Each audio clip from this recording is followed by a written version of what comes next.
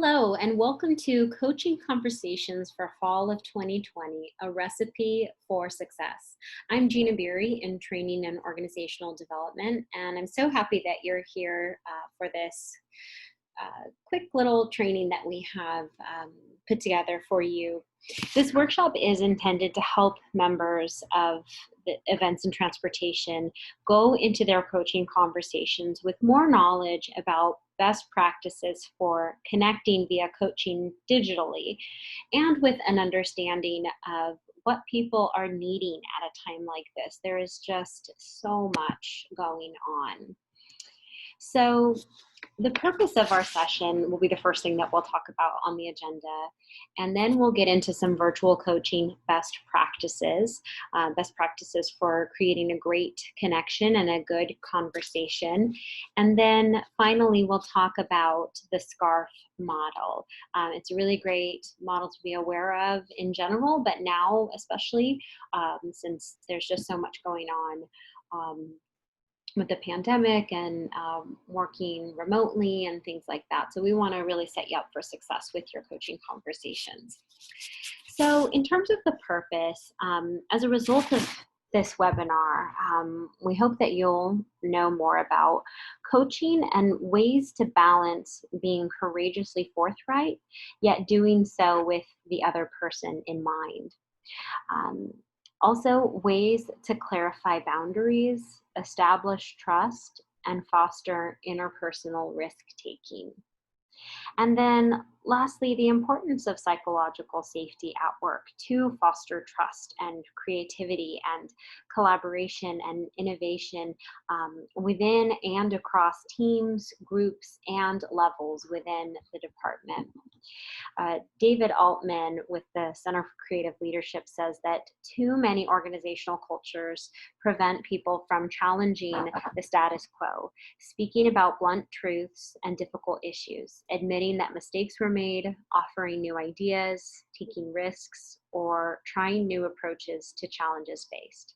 And so without sufficient psychological safety at work, individuals and teams can't leverage their full potential.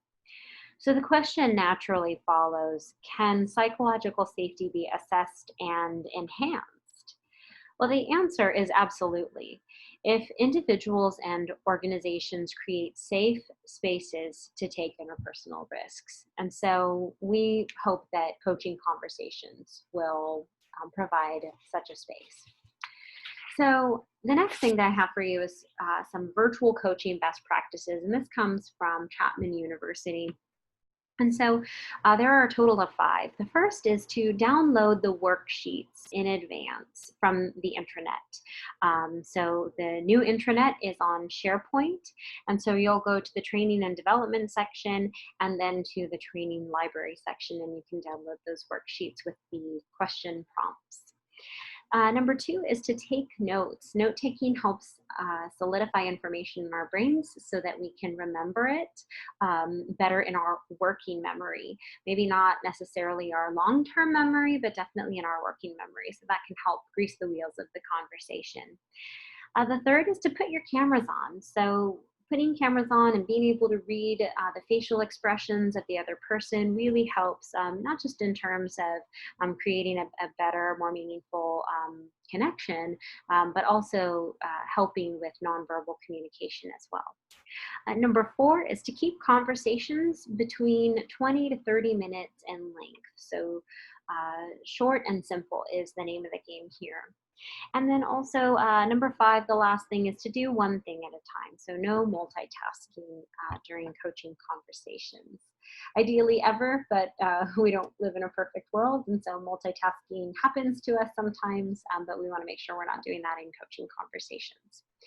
So the last element that I have for you is the SCARF model. And so I want to take you through that. This model was developed in 2008 by Dr. David Rock in his groundbreaking white paper, SCARF, a brain-based model for collaborating with and influencing others.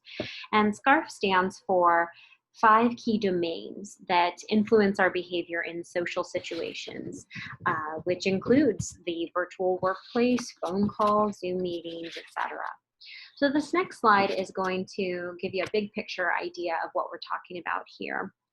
And this model is based on neuroscience research that implies that these 5 social domains activate the same threat and reward responses in our brain that we rely on for our physical survival, which is, I think, so interesting. This primitive reaction helps to explain the sometimes strong emotional reactions that we can have to social and other situations, such as this pandemic, uncertainty, a stressful conference call. We all have triggers, right?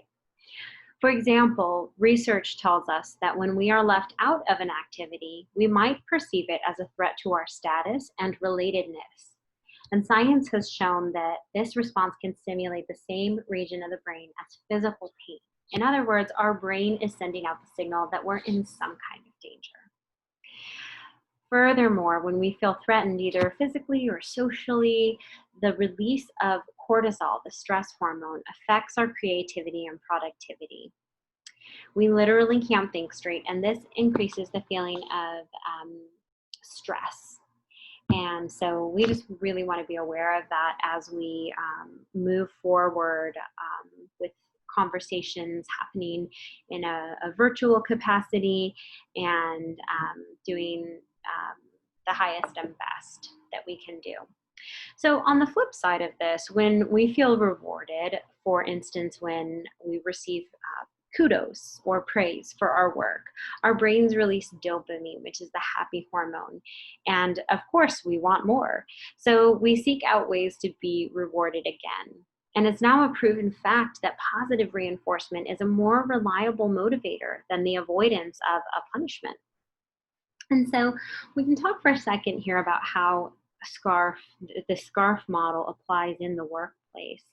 Because feeling threatened or stressed does a number of things to our brains. It blocks our creativity, it reduces our ability to solve problems, and makes it harder for us to communicate and collaborate with others. But when we feel rewarded, our self-confidence soars and we feel empowered and we want to do a good job. I always say that knowledge is power. So knowing the SCARF model can help you to minimize any perceived threats or stress and maximize the positive feelings generated through rewards and kudos when working alongside others. And doing this can help us to collaborate better, to coach people better, to be coached better, and to provide more effective training and feedback. So next I want to break down the acronym here. So I'll take this in stride and go over each of these points one by one. So the first is status. This is about our relative importance to others. We want to maximize the reward here. So give your teammates kudos when they do a good job. We also want to eliminate threats. For example, mishandled feedback can threaten our sense of status and may even cause us to become angry or defensive. And for instance, you can always offer the other person the chance to evaluate their own behavior first, or try to reframe your feedback in a more positive way. This is called redirecting feedback as opposed to reinforcing feedback. And so number two is certainty. This is our ability to reasonably predict the future. Again, we want to maximize reward. Our brains prefer predictability. When you know what to expect, you feel safe. This safety is a reward in and of itself, and you can maximize it by being clear on what you expect from others. Doing so gives people direction, and they can feel safe in the knowledge that they're on the right track, no matter how uncertain the wider environment may be. And in terms of minimizing threats here, when we're uncertain of something, our brains start to work overtime as they attempt to make sense of the unknown. And this can cause us to feel threatened and stressed and to lose focus. And this is why our habits are so critical to our daily lives. Some tools that can help us to cope better with uncertainty include the active pursuit of developing both flexibility and resilience. So number three is autonomy. This is our sense of control over events. We want to minimize threats to this essential ingredient of our personhood. For example, micromanagement is the biggest threat to autonomy. Instead of being controlling, demonstrating trust can and does go farther interpersonally. And I recall a saying that a manager had said to me one time.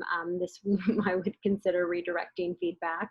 Um, that the former U.S. President Ronald Reagan said, "Trust but verify." And I like that.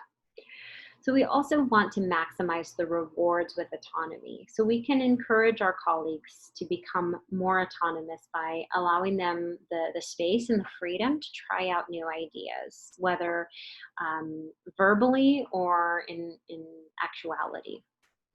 And so, number 4, relatedness. We want to minimize threats here.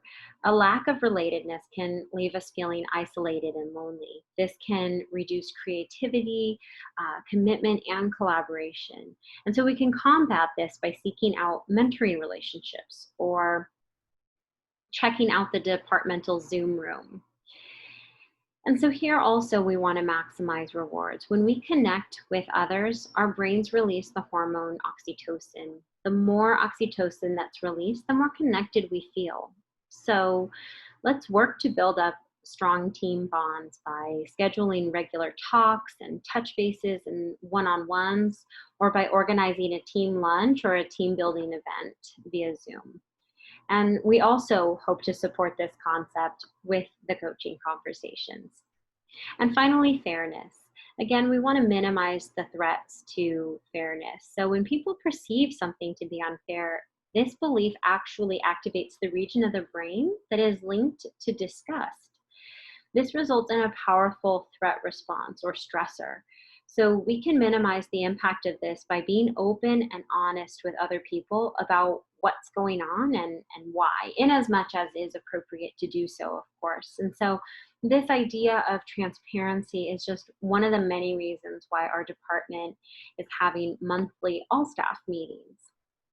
And most importantly, we want to make sure that we are always treating everyone fairly. We should certainly encourage mutual acceptance across the board. And lastly, on fairness, is that we want to maximize the rewards.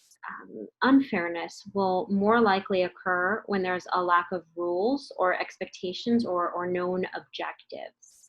So new teams or new project committees can always set up a team charter, which clarifies individual goals and roles, the team's hierarchy, and the day-to-day operations and level set for expectations.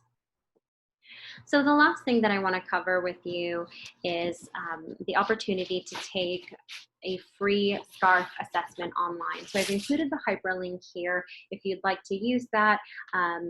There was a famous figure in history that said, "Know thyself," or at least keep renewing the acquaintance, meaning that we may not be exactly the same as we were a number of years ago. And so in terms of taking this SCARF assessment, you can kind of pop the hood and take a look at some of the things that are most important to you, perhaps in a virtual coaching conversation or in the workplace environment.